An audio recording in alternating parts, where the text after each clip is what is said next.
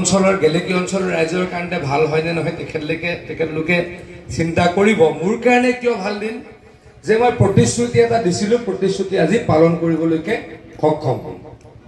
প্ৰায় 9 কোটি টকা আমি আবণ্টন দিছোঁ আৰু নদীৰ খনন আজিৰ পৰা আৰম্ভ হ'ব। আৰু মই ভাবোঁ যে 2 মাহৰ বা 2.5 মাহৰ ভিতৰত এই নদীখনৰ খনন আমি শেষ কৰিব পাৰিম। মোক ময়ূৰে কৈছে যে এই নদীখনৰ খনন বহু ব্যক্তিয়ে কৈছিলে সম্ভৱ নহ'ব, কিন্তু আমি কৰি দেখুৱাম, আপোনালোকক প্ৰতিশ্ৰুতি দিছোঁ।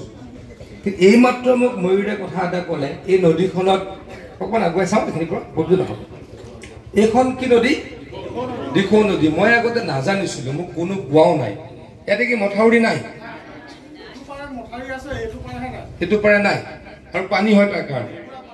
মোক আগতে কোৱা নাছিলে। আমাৰ ইঞ্জিনিয়াৰ ক'ৰবাত আছে নেকি ওচৰে পাজৰে? তাত থাকিব।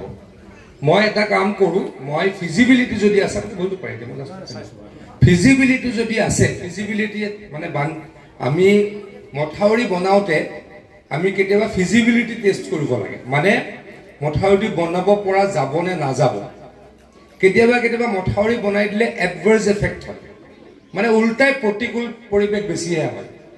যেনি তেনি পানী বেছি সোমাই যায়, কোনোবা অঞ্চল নষ্ট কৰিব, এইখিনিত নহয় আগত গৈ পেলাই ধাক্কা মাৰিব, তেনেকুৱা কেতিয়াবা আমাৰ সমস্যা হয়। আজিয়ে মই ইঞ্জিনিয়াৰক কৈ দিম, এই অঞ্চলটোৰ ফিজিবিলিটি টেষ্ট অহাকালিৰ পৰা কৰিব। আৰু যদি ফিজিবিলিটি টেষ্টত আমি ভাবোঁ যে কৰিব পাৰোঁ, মই 20 কিলোমিটাৰ এইবাৰে পাওঁ নে নোৱাৰোঁ নাজানো, কিন্তু অন্ততঃ 10 কিলোমিটাৰ এইবাৰে মই আৰম্ভ কৰি দিম।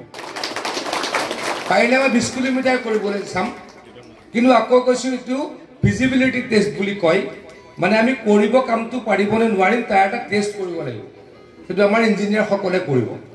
মই আগতে এইটো নাজানিছিলোঁ, নাজানাৰ কাৰণে মই কৰিব নোৱাৰিলোঁ। মই অলপ মোৰে ভুল বুলি ভাবিছোঁ, কিন্তু কিয় মোক নজনালে মই ইঞ্জিনিয়াৰক সুধিলে গম পাম।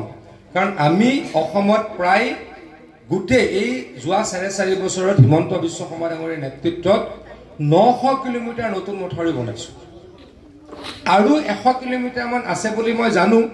হয়তো 100 কিলোমিটাৰত এইটোও থাকিব পাৰে, বা এইটো ফিজিবিলিটি নাথাকাৰ কাৰণেও তেওঁলোকে মথাউৰি বনাব নোৱাৰিব বুলি ভাবিব পাৰে। কিন্তু নেক্সট মিটিংখনত ইঞ্জিনিয়াৰসকল থাকিব, তাৰ পৰাই তেখেতলোকক মই ইয়ালৈ পঠাই দিম। হ'ব? কাইলৈ নহয় আজিয়ে পঠাই দিম। আজিৰ পৰা ফিজিবিলিটি টেষ্ট কৰিব। 3 দিন বা 4 দিনৰ ভিতৰত মোক ৰিপৰ্ট কৰিব, আৰু মই চেষ্টা কৰিম 20 কিলোমিটাৰ যদি ফিজিবিলিটি টেষ্টত আমি হ'ব বুলি ভাবোঁ, এইবাৰে চেষ্টা কৰিম 20 কিলোমিটাৰ দিবলৈ, নহ'লেও 10 কিলোমিটাৰ দিম বুলি প্ৰতিশ্ৰুতি দি গৈছোঁ। হ'বনে? মই যিমান পাৰোঁ চেষ্টা কৰিম। ৱৰ্ড দিছোঁতো কৰিছোঁ। আজি 2টা কামত পবিত্ৰ দা আৰু মই 3টা কামত আহিছোঁ। পবিত্ৰ দাটো ইয়াতে থাকে, পবিত্ৰ দাই ঘূৰিয়ে থাকে, নিজৰ জেগাও হয়, পিতৃ মাতৃৰ জেগা ইয়াতে। গতিকে পবিত্ৰ দাৰ নিজৰ জেগা ঘূৰি ফুৰে, গতিকে একো নতুন কথা নহয় তেওঁৰ কাৰণে। কিন্তু পবিত্ৰ দা আৰু মই আজি 3টা স্পেচিয়েল কামত আহিছোঁ। এটা, আমি লোকসভাৰ সময়ত প্ৰতিশ্ৰুতি দিছিলোঁ নাজিৰাত এই নদীখন খননৰ, সেই প্ৰতিশ্ৰুতি পালন কৰিবলৈ আহিছোঁ। আৰু এটা লোকসভাৰ কেইদিনমানৰ আগত জাজিৰ পৰা জাজিমুখলৈকে, এইটো এতিয়া মৰিয়নি সমষ্টিত পৰে, প্ৰায় 22 কিলোমিটাৰ মথাউৰি পকীকৰণ কৰাৰ প্ৰতিশ্ৰুতি দি গৈছিলোঁ। মই এদিন আহিছিলোঁ, ৰাস্তাটো খুব বেয়া, গোটেইখিনি আমাৰ খিলঞ্জীয়া মানুহ। মই কৈ গৈছিলোঁ যে এই ৰাস্তাটো আমি কৰিম। আজি সেই ৰাস্তাটো কৰিবলৈ সক্ষম হ'লোঁ। প্ৰায় 44 কোটি টকাৰ আজি মৰিয়নি সমষ্টিত তাৰ আধাৰশিলা কৰি যাম। তাৰ পাছত ইকো হৈ আছে বেছি। তাৰ পাছত এটা আম্বেদকাৰ ভৱন তিতাবৰত ৰাইজৰ কাৰণে আজি উৎসৰ্গা কৰি যাম।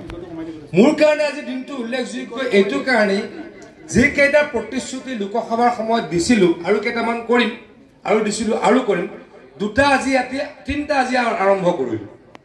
সাংসদ ইয়াৰ পৰা জিকালে, কোন জিকিলে আপোনালোকে জানে। তেখেতসকলে কি প্ৰতিশ্ৰুতি পালন কৰিছে সেই কথাও আপোনালোকে জানে।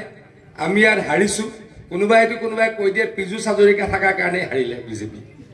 গতিকে তেনেকুৱা অপবাদ লৈ আছোঁ, কিন্তু ৰাইজৰ কামৰ প্ৰতি কাৰ্পণ্য কৰা নাই। আমি যোৰহাটবাসী ৰাইজক যি প্ৰতিশ্ৰুতি দিছিলোঁ অন্ততঃ মই দিয়া প্ৰতিশ্ৰুতিকেইটা অহা 2 মাহৰ ভিতৰত পালন কৰি যাম। মই জলসম্পদ বিভাগৰ মন্ত্ৰী, চব ডিপাৰ্টমেণ্টৰ মই প্ৰতিশ্ৰুতি দিব পৰা নাই, দিয়া নাছিলোঁ। জলসম্পদ কেন্দ্ৰিক যিকেইটা প্ৰতিশ্ৰুতি দিছিলোঁ অহা 2 মাহৰ ভিতৰত প্ৰত্যেকটোৰে আহি আধাৰশিলা আমি যোৰহাট লোকসভা সমষ্টিত কৰিম। আপোনালোকক মই প্ৰতিশ্ৰুতি দিছোঁ। এই প্ৰতিশ্ৰুতিটো লোকসভাৰ নাছিলে, আজি দিলোঁ, এইটোও মই কৰিম। আপোনালোকক মই কথা দিছোঁ। আকৌ কৈছোঁ ফিজিবিলিটিটো এবাৰ চাম, কিন্তু আপোনালোক সকলোৱে ময়ূৰক আশীৰ্বাদ কৰিব নকৰিব কওক। আপোনালোকক এটা কথা কওঁ, এইখনটো আমাৰ ৰাজনৈতিক সভা, ক'বই পাৰি। মুখ্যমন্ত্ৰী ডাঙৰীয়া যোৱাবাৰ মুখ্যমন্ত্ৰী হ'ল, মই মন্ত্ৰী হ'লোঁ। আমি 4 নম্বৰৰ দিনা আমাৰ মুখ্যমন্ত্ৰী ডাঙৰীয়াৰ কাৰ্যালয়ৰ পৰা মুখ্যমন্ত্ৰী ডাঙৰীয়াৰ কোৱাৰ্টাৰলৈকে 200 মিটাৰ আমি খোজকাঢ়ি আহি আছোঁ। লগত পল্লৱো আছিল, পবিত্ৰদা। মুখ্যমন্ত্ৰী ডাঙৰীয়াই কি ক'লে যে চৰকাৰো আহিলে, মুখ্যমন্ত্ৰীও হ'লোঁ, চব হ'লি, তহঁতিও মন্ত্ৰী হ'লি। এটা কথাৰ কাৰণে মনটো ভাল নালাগিলে। বোলে কি দাদা? বোলে ময়ূৰৰ কাৰণে আমাৰ গোটেই ফূৰ্তিটো আমি কৰিব নোৱাৰিলোঁ। ময়ূৰক মুখ্যমন্ত্ৰী ডাঙৰীয়াই ইমানেই মৰম কৰে, ময়ূৰক আমি ভাই নিচিনা মৰম কৰোঁ। এইবাৰ ময়ূৰক আপোনালোকে জিকাব নে জিকাব কওক? সঁচাকৈ জিকাবতো। ময়ূৰে MLA হোৱা নাই, ময়ূৰৰ কাৰণে আহি আমি নদী খান্দিছোঁ। ময়ূৰৰ কাৰণে প্ৰতিশ্ৰুতি দি গ'লোঁ। 1 মিনিটতে ক'লে মোক, লগত উঠি আহি ক'লোঁ যে আজিৰ পৰা ফিজিবিলিটি টেষ্ট কৰি দিম। আৰু কিমান কাম কৰিব যদি ময়ূৰ কেতিয়াবা ইয়াতে MLA হয়, হয়নে নহয় কওক? MLA নোহোৱাকৈ যদি মুখ্যমন্ত্ৰীয়ে ইমান মৰম কৰে, আমি তাক ইমান মৰম কৰোঁ, MLA হ'লেতো আৰু কাম কৰিব। গতিকে ময়ূৰক আশীৰ্বাদ কৰিব, সেইখিনি অনুৰোধ জনাই মোৰ বক্তব্য সামৰিছোঁ আৰু মন কী বাত আৰম্ভ হৈ গ'ল। আপুনি বহুত বহুত ধন্যবাদ। ভাৰত মাতা কি